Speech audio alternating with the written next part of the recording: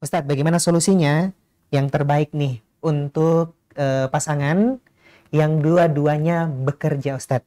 Dua-duanya adalah seorang PNS, masing-masing seorang PNS, tapi tempat kerjanya ini, Ustadz, eh, pisah, maksudnya jauh gitu. Ya, Masing-masing, mungkin ada yang di barat, ada yang di timur gitu, Ustadz. ya. Lalu kemudian sering kali ini sang suami ini dapat fitnah wanita gitu, Ustadz. Ini gimana solusinya nih, Ustadz? Nah, ya. Bismillahirrahmanirrahim. Ini adalah merupakan fitnah akhir zaman ya. Ya, ketika pada akhirnya wanita-wanita itu sudah ya bebas ya, keluar dari rumah-rumah pingitan mereka dan ingin mengambil posisi para lelaki yang semestinya para lelaki itu di luar sana berjibaku mencari nafkah. Sekarang para wanita ya merangsek ya di tempat-tempat dan posisi para lelaki untuk juga ya menyaingi para lelaki mencari nafkah. Ya, sehingga banyak lelaki menjadi pengangguran karena posisi-posisi mereka ditempati oleh para wanita. Sehingga ini berdampak pada hubungan keluarga nanti di kemudian hari. Ya, akhirnya mereka terpisah karena lantaran pekerjaan. Seandainya para wanita itu benar-benar menjadikan suami mereka ya, sebagai pahlawan yang pemberi nafkah, ya, maka masalah seperti ini tentunya tidak akan terjadi. Ya.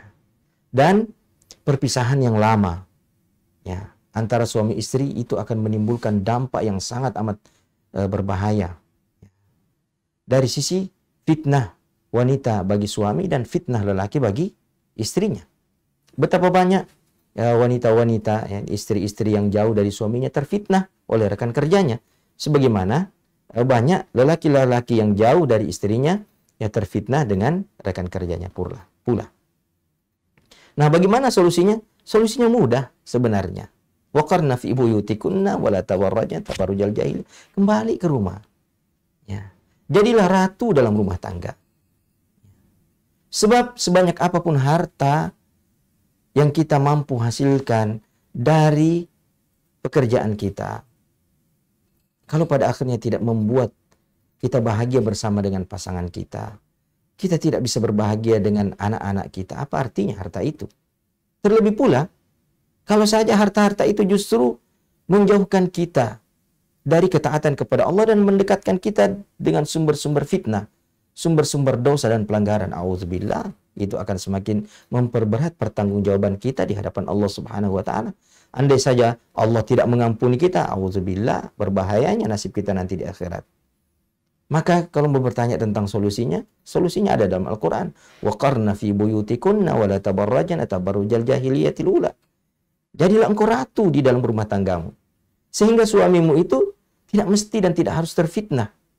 Kan Rasulullah mengatakan, kalau engkau, wahai para lelaki, kalau engkau melihat ya, terfitnah dengan wanita di luar, maka apa yang harus dilakukan? Kembalilah engkau ke rumahmu. Sebab yang engkau lihat dan membuat engkau terfitnah pada wanita itu ada di rumah, ada pada istrimu. Bagaimana kalau dia pulang tidak ada istri? Besoknya dia terfitnah lagi, mau pulang tidak ada istri. Ya. Berbulan-bulan lamanya ia terfitnah dengan rekan kerjanya, setiap dia pulang dia tidak menemukan istri. Kira-kira bagaimana? Dan akhirnya ya, syaitan pun berhasil menciduk suaminya dan menjebaknya di dalam perselingkuhan, wal'iyadzubillah. Kira-kira siapa yang berdosa di sini? Tentu tidak serta-merta kita salahkan suami. Sebab ketika dia pulang, dia tidak mendapatkan pelampiasan. Sebab istrinya jauh di sana. Wal'iyadzubillah. Maka berusahalah untuk memiliki sifat qanaah. Ya. Kita tidak mesti memiliki mobil untuk berbahagia dengan pasangan kita. Ya kan? Ya. Kita tidak mesti memiliki pesawat. Ya. Tidak mesti memiliki villa. Bahkan boleh jadi kita tidak mesti memiliki rumah pribadi untuk berbahagia dengan pasangan kita. Tanpa rumah pribadi pun seseorang bisa berbahagia dengan pasangannya. Ya, manakala ia benar-benar patuh dan tunduk pada syariat agama Allah Subhanahu wa taala. Wallahu taala alam.